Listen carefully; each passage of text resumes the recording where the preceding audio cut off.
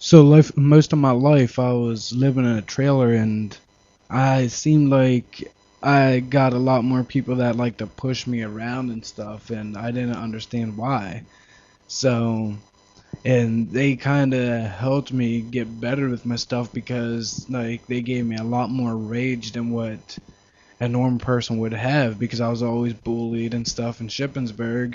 It's an old town that I used to live in and everything. It's a very small town there in Pennsylvania, and I didn't know what to do. And whenever I first started rapping, that's the first thing that came to my mind, is a lot of my past and a lot of shit that I had to deal with, growing up, and the shit I had to deal with in school and everything. So I kind of got a lot of influences from that. I got a lot of influences from some of my friends, some of my people, some of the music I listened to, and put it all together, and that's how my music started and everything. So, but living in the trailer and being punked and bullied and everything else, being pushed around, kind of hurt the most in my lifetime. So I kind of put most of my influences into a lot of that, a lot of my freestyle and everything. It's a lot of my life, or the way I feel, or how I think. A lot of my music is just, if I don't do it, it's sometimes it's how I think, because it's just I'm so enraged and so mad most of the time now and everything. So that's how I became me. That's how D-Rez became here right now. This is how the whole music started up with me, is from a lot of the shit that I had to deal with when I was younger. I had no father or anything else.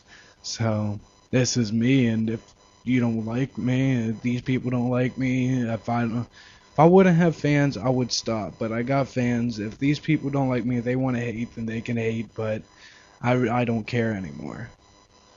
I'm tired of these players that keep thinking they so much better than me, like they ready to see, like they ready to see. Yeah, you don't understand. This is a G. So look in my eyes, look at my fucking crimes, look at my fucking criminal record. Time. Yeah, motherfucker, this is rhymes after rhymes. Yeah, motherfucker, this is how I fucking fly. So just look one time, look. Yeah, motherfucker, can't you understand? Hook. Yeah, this is my motherfucking hood. Yeah, I want to be understood. I don't care what you guys think. Living in a trailer. Yeah, this is how I got all my haters. Yeah, I will see you later. Snap on you like an alligator. Yeah, motherfucker, be like fucking later. Fuck this shit. I'm tired of these players. Yeah, motherfucker, all they are is haters. Fuck you all. You don't understand. Yeah, just look at me, I'm the man. I'm fucking here on the stage. Yeah, ripping out so much rage. It feels like I was in a cage, living in Shippensburg. Yeah, motherfucker, stew it like Hamburg. Yeah, I'm a fucking chew it up like I'm so hood. Yeah, motherfucker, just rip it like I'm good. This is a small town I was raised in. Being punked and bullied, fuck you, man. I'm tired of this life. This is now me. Yeah, motherfucker, now you gonna fucking see. I'm not gonna take no more shit. This is my fire. I'm a fucking spit. Fuck you, bitch. Throw you in a ditch.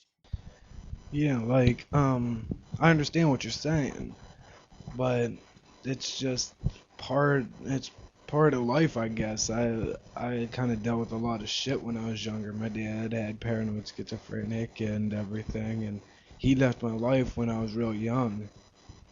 Yeah, I understand what you're saying. Me and Norwegian, when we first met, we were back in, I'd have to say, I think it would have been, I think it's the seventh or eighth grade back in middle school, and we started really starting to hang out like ninth grade and up and everything, and we started rapping. Well, first I didn't know if I could rap. I didn't know how good I would be and everything, and most of my rapping started from freestyle, and I started doing a lot of freestyles and constantly just always thinking about rhymes in my mind. I started, yeah, I started out freestyling. Everywhere I went, I was always freestyling in my mind, or when I was working, I would be freestyling out loud to myself or whatever, and people started thinking I was good and everything, and that's most of our music now is freestyles. Norwegian, yeah, he's like my brother. If it wasn't for him, the music probably would have never started, and B.M.C wouldn't be here now. Yeah, yeah. Well, B.M.C got started. It was first the Blood Mafia connection back whenever we were real young.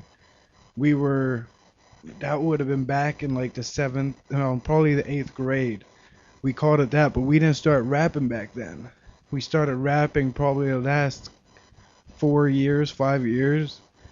But that ended up changing to the Blood Mafia crew up until a lot of people thought that we were being being about gangs when like none of our stuff is gang related, and they thought that we were influencing by a gang or talking about gangs and everything, so we kind of stopped. And now that we changed the name to Burning Mafia City because of that. My name was first G Boy, and then that kind of didn't go with it because I'm a white boy, and it kind of sounds a little more hood, a little more like gangster and everything, and that's not the route that I'm going. That's not where I am, and that's, well, can't really exactly say that's not where I am, but that's not what I'm about. I'm just I'm more into the horrorcore thing. I'm more about rapping about killing and stuff. So then go with that, and then the whole point that I used to always wear red and everything. We would record out always wearing red, so that ended up popping up as name for maybe about 2 weeks. I was called Red. We have like one or two songs with my name is Red in there, and we haven't even put them out because of that. And then Norwegian came up to me with a great idea. He's like, "Hey, what about like D-Red or REZZ or something like that?" And then he said D-Red, and I'm sitting there thinking, I'm like, what about D-Rez because of weed and everything? Because I used to be a big pothead. I used to smoke weed and everything else, and that kind of went better with our music because we have music about smoking weed and everything. So that's how that ended up coming up. Yeah. Oh yeah, I understand. Well, I never thought I would have been getting this far. I thought that it would have been just for fun. I never thought that we would have fans. I never thought that people would actually be influenced by my music or actually like it. Because as I said before, I was bullied a lot. I dealt with a lot of bullshit, and I didn't know how to take it. I didn't know what to do about it. So that was just that. I was never meant to get as far as I am now. I wasn't expecting to be as far as I am now, and I am happy I'm this far. Yeah, well, about that, yeah, I have a little daughter. She's gonna be 3 now, here in August and everything. She's gonna be 3 here soon, and I think the music, I want to get her out of the shithole that I lived in. I don't want her dealing with some of the shit that I dealt with, so in a way I understand that she when she gets older she's not really going to understand until she gets a certain age.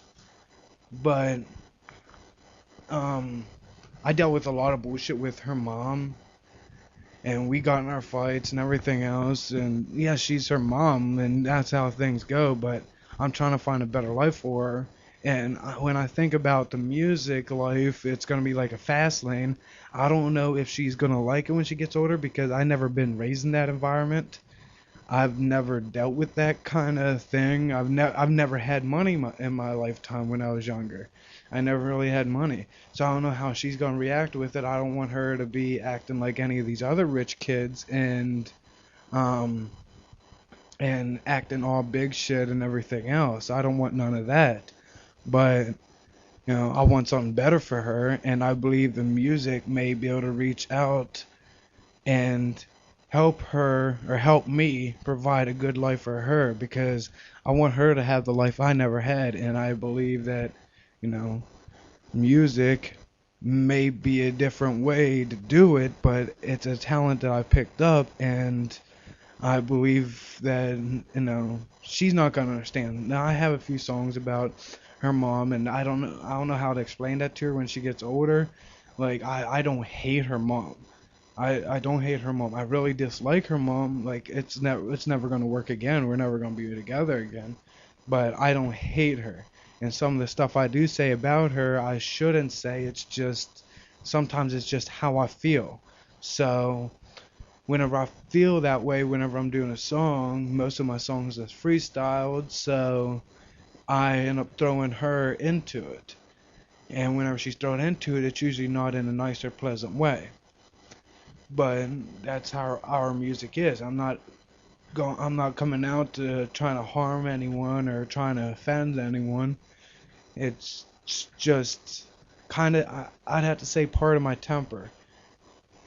My daughter, I plan a life better for her, and I feel that this is a way to keep it. Uh, this is a way to give her the lifestyle that I never had, and I don't know if she's gonna like it or not when she gets older, but it's something better than what I had to deal with whenever I was raised in a trailer. I was trailer trash. I had no money. We were semi-poor. We didn't have much money for anything. I was out getting like free lunches and shit at school because money is something I was never used to having. And I think I was picked on and shit just because I wasn't one of these popular kids in school and everything. I wasn't one of these kids that, well, what you call preps.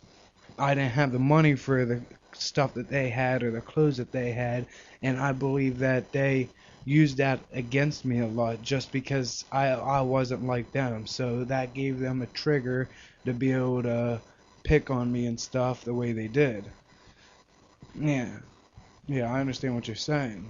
That's my past now, but I'm happy that they did that because, I'm here now and I would have never been here. I have my own fan base and everything. We have music flowing pretty good. We got a manager. Just check her out. She's on my Facebook, whatever. Her name's Storm Lemming, and that's our manager. And if it wasn't for her, I don't know if we would have gotten as far as we did now either. So, yeah, yeah. Well, thank you. Yeah, happy to do an interview with you and everything. If you want to interview anymore, just give me a call. I'll explain a little more of some of my music, but this is just how I came. Yep. Yep. Peace out. B.M.C. Always down. Check you later. Me in the region. Always for life. We brothers. We never gonna give up. When we coming out, we might be coming to your city, so just look out for us. Peace out, y'all. I'm a fucking kill, I got it so ill. Yeah, motherfucker, yeah, I take another pill. I'm a fucking shoot ya, I'ma kill ya, I'm a fucking secret. Yeah, motherfucker, you just can't see it. You ain't fucking ready for me to spit. I'm ready to throw off a lot of shit. I'm tired of this drama, I'm tired of this game. I'm tired of your mama, I'ma fucking kill this game. Yeah, motherfucker, this is how I fucking came. Coming to Blood Mafia, put you to shame. Yeah, better check it, better fucking respect it. Coming out like a tiger, what you expected?